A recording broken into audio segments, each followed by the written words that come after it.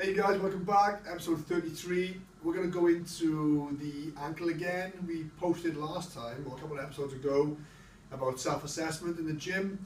What we didn't discuss was how to rectify a problem with dorsiflexion, or in the absence of dorsiflexion, trying to get some back.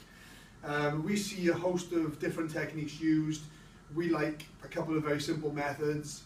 In the previous episodes, we talked about mobilizing the calf by using foam rollers and hockey balls and things.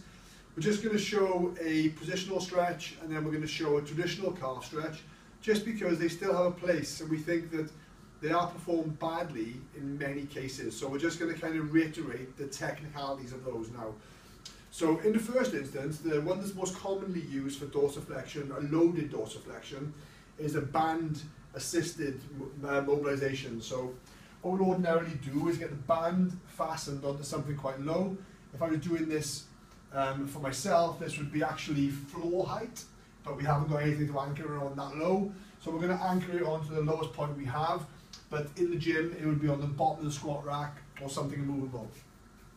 You're going to get a band and you're going to walk it out, and you're going to place the band on the front of your joint line, just above the point where you feel the movement hinges from. That's going to be the point just above that is where you want to be.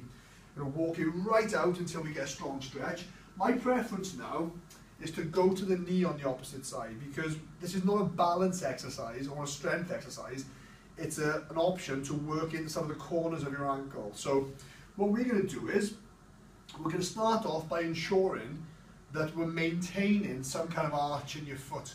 We see a lot of people drifting inside the big toe, as we made reference to in one of the last videos, but we're going to ensure that that doesn't happen.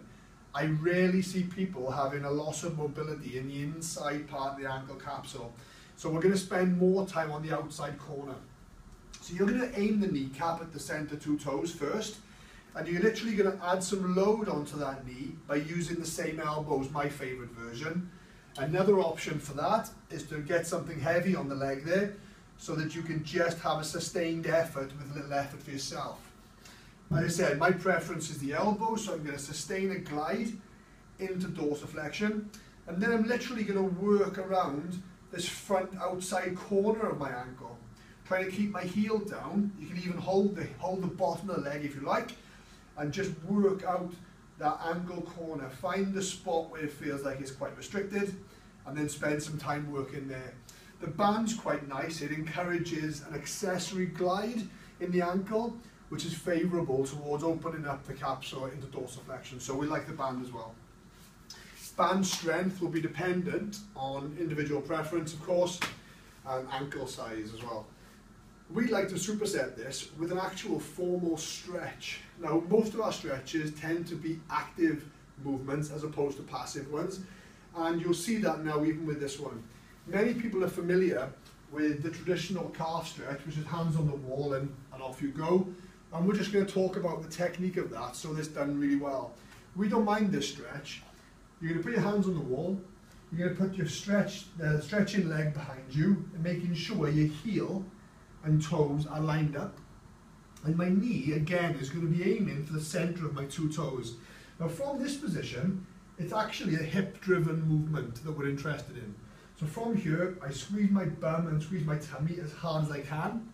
Keeping my bum tight, I push forward using my bum to initiate that movement, allowing my elbows to bend, and my chest and my body goes as one unit. When I feel like I'm getting the stretch at this point, I can readjust my front leg to go further. When I feel like I'm in that point where I'm feeling the stretch, and I'm keeping tension in my bum and my tummy, at that point, the next component is that you literally think about driving your heel into the ground. So I'm not moving physically, but now I'm just thinking about driving my heel bone into the ground, locking my knee straight.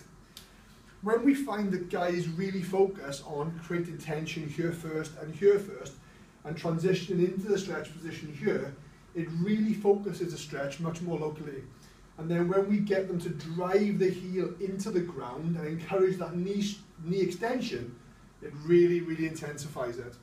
Between the two, it does help to really improve dorsiflexion. Of course, we know that gastroc is significantly less a factor when your knees start to go into flexion, when you're dropping down to the bottom position, but it still has a massive influential component relating to dorsiflexion. So we think it's important to attack soleus and the joint, maybe in the first one, but also get the overriding gastroc in the second one.